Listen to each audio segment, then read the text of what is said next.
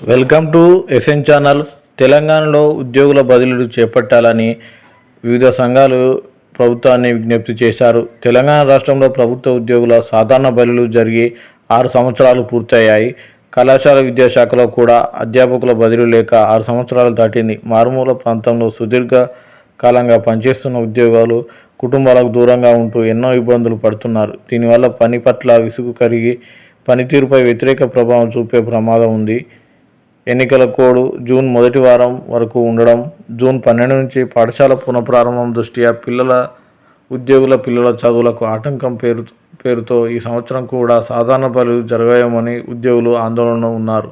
అందుకే రాష్ట్ర ప్రభుత్వం ప్రత్యేక చొరవ తీసుకుని ఎన్నికల సంఘం అనుమతితో సాధారణ బదిలీలను మే నెలలో నిర్వహించి జూన్ మొదటి వారంలో ఎన్నికల కోడ్ ముగిసిన వెంటనే బదిలీ ఉత్తర్వులను ఇచ్చి ఉద్యోగులను విడుదల చేయాలని వారు ఈ సందర్భంగా విజ్ఞప్తి చేశారు.